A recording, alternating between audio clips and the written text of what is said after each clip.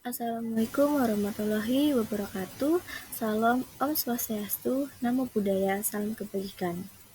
Sebelumnya yang terhormat Miss Gratia Wirata Laksmi MPar selaku dosen pengampu pariwisata berbasis masyarakat dan teman-teman yang saya cintai.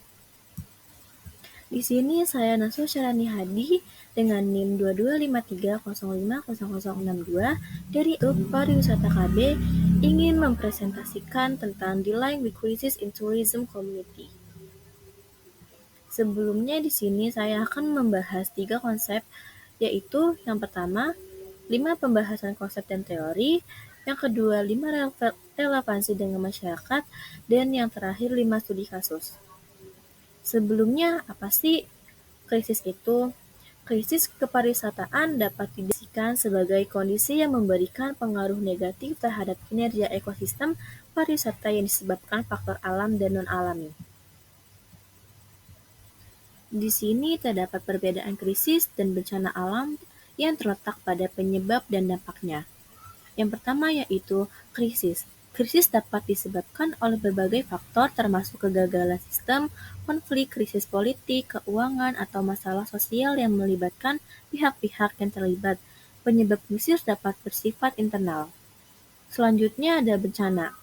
Bencana dapat disebabkan oleh berbagai faktor termasuk perubahan alamiah aktivitas manusia yang tidak bertanggung jawab. Lalu perbedaan yang kedua yaitu krisis. Krisis dapat memiliki dampak yang signifikan pada berbagai aspek kehidupan termasuk ekonomi, politik, sosial, dan psikologis. Dampak krisis dapat bertanggung dalam jangka waktu yang panjang dan memerlukan upaya pemulihan yang berkelanjutan. Selanjutnya ada bencana. Bencana seringkali memiliki dampak yang cepat dan jelas, dengan kerugian fisik, kerugian infrastruktur, kerugian jiwa, dan efek jangka pendek yang signifikan. Selanjutnya ada krisis di sektor pariwisata. Yang pertama itu adalah krisis keamanan. Krisis ini merujuk pada situasi atau keadaan kritis yang dapat mempengaruhi individu, kelompok organisasi, atau bahkan negara. Krisis seringkali melibatkan keadaan yang tidak diinginkan, berpotensi merusak dan memerlukan tanggapan cepat dan efektif untuk mengurangi dampak negatifnya. Lalu selanjutnya ada krisis alam. Krisis ini mengacu pada peristiwa alam atau insiden yang menyebabkan kerusakan fisik, kehilangan jiwa, atau gangguan signifikan dalam masyarakat atau lingkungan. Bencana seringkali bersifat mendadak, tidak terduga, dan dapat terjadi karena faktor alamiah, seperti gempa bumi, banjir, atau badai, atau faktor manusia seperti kebakaran atau ledakan.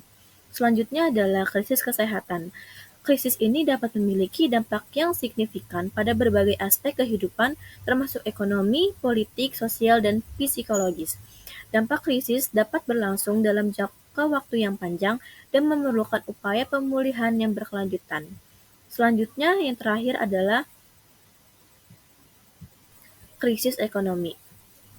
Krisis ini adalah seringkali terjadi karena memiliki dampak yang cepat dan jelas, dengan kerugian fisik, kerugian infrastruktur, kerugian jiwa, dan efek jangka pendek yang signifikan. Bencana juga dapat berdampak pada aspek sosial, ekonomi, dan lingkungan, tergantung pada skala dan jenis bencana yang terjadi. Selanjutnya ada relevansi dengan masyarakat. Masyarakat memiliki peran yang sangat penting dalam menghadapi krisis dan bencana alam. Keterlibatan dan partisipasi masyarakat secara aktif dapat mempengaruhi respon dan upaya pemulihan dalam situasi-situasi darurat tersebut. Berikut adalah beberapa aspek relevansi masyarakat dengan krisis dan bencana alam. Yang pertama adalah relevansi dengan masyarakat sebagai sumber daya lokal. Masyarakat memiliki akses yang lebih penting dan baik terhadap sumber daya lokal dan pengetahuan tentang lingkungan sekitar. Dalam krisis, mereka dapat berkontribusi dengan membagikan sumber daya seperti makanan, air, dan perlengkapan lainnya kepada mereka yang membutuhkan. Yang kedua adalah masyarakat sebagai pertolongan pertama. Masyarakat dapat memberikan pertolongan pertama kepada korban dalam situasi krisis sebelum tim penyelamat tiba. Mereka dapat memberikan bantuan medis sederhana, membantu menghentikan pendarahan, memberikan bantuan pernapasan, dan melakukan tindakan darurat lainnya yang dapat menyelamatkan jiwa. Lalu selanjutnya adalah relevansi dengan evakuasi dan penampungan. Masyarakat dapat membantu dalam proses evakuasi dan menyediakan tempat penampungan sementara bagi mereka yang berdampak. Mereka dapat membuka pintu rumah mereka, memberikan perlindungan dan keamanan, serta menyediakan tempat perlindungan sementara bagi mereka yang harus meninggalkan rumah mereka. Lalu yang keempat adalah komunikasi dan koordinasi. Masyarakat dapat berperan dalam menyebarkan informasi penting kepada masyarakat sekitar, termasuk peringatan dini, rute evakuasi, dan lokasi bantuan. Mereka juga dapat membantu dalam mengkoordinasikan upaya penyelamatan dan bantuan dengan komunitas lokal, membangun orang-orang yang membutuhkan bantuan dengan pihak yang dapat memberikan bantuan. Lalu yang terakhir adalah relevansi dengan masyarakat sebagai pemulihan dan rekonstruksi. Setelah krisis, masyarakat berperan penting dalam upaya pemulihan dan rekonstruksi. Mereka dapat membantu dalam membersihkan dan memperbaiki lingkungan sekitar, membangun kembali infrastruktur yang rusak, serta memberikan dukungan sosial dan emosional kepada mereka yang berdampak agar dapat pulih secara fisik dan mental. Lalu yang selanjutnya adalah terdapat 5 studi kasus dari krisis in tourism. Studi kasus yang pertama itu membahas tentang tsunami di pantai Thailand pada tahun 2004. Pada 26 Desember 2004, tsunami yang disebabkan oleh gempa bumi di Samudra Hindia melandai pantai Thailand, termasuk beberapa destinasi wisata populer seperti Phuket dan Phi Phi Island. Tsunami ini menyebabkan kerusakan parah pada infrastruktur pariwisata termasuk hotel, restoran, dan objek wisata. Banyak wisatawan yang tewas atau terluka, dan sektor pariwisata menghadapi krisis besar dalam jangka waktu yang panjang.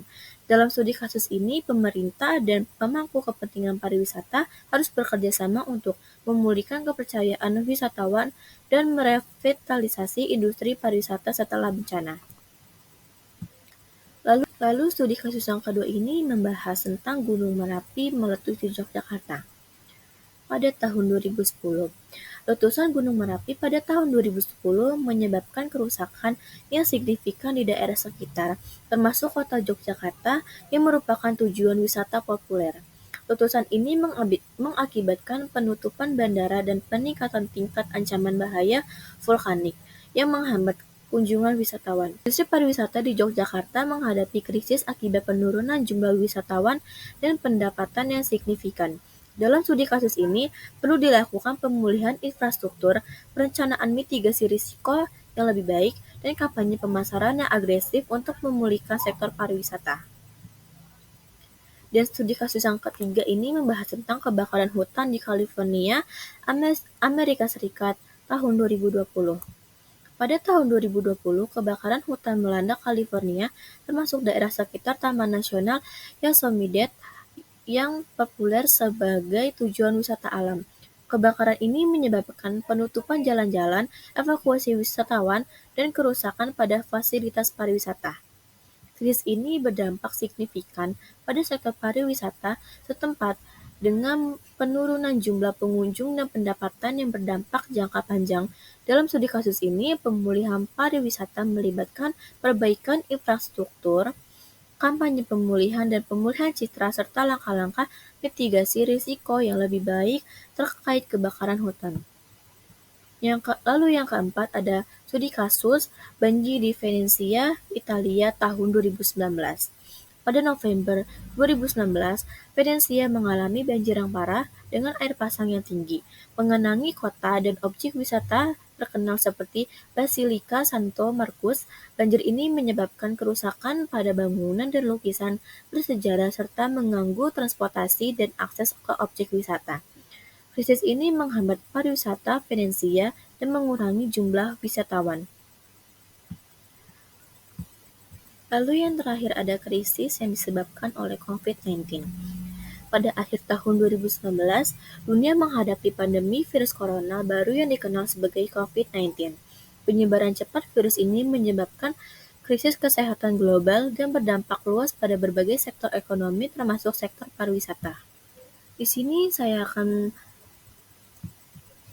memberitahu beberapa dampak krisis yang mempengaruhi sektor pariwisata. Yang pertama itu ada penurunan kunjungan wisatawan. Sektor pariwisata mengalami penurunan tajam dalam jumlah wisatawan yang berkunjung, baik domestik maupun internasional, karena pembatasan perjalanan dan kekhawatiran terkait kesehatan.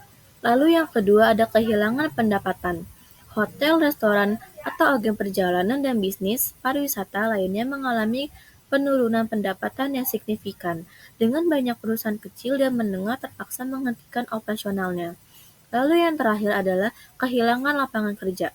Krisis ini dapat mengakibatkan pemutusan hubungan kerja massal di sektor pariwisata, baik secara langsung maupun tidak langsung, termasuk dalam sektor transportasi, akomodasi, dan industri kreatif. Baiklah teman-teman, sampai di sini saja presentasi kali ini. Semoga materi yang saya sampaikan bermanfaat bagi kalian semua. Terima kasih, saya akhiri. Wassalamualaikum warahmatullahi wabarakatuh.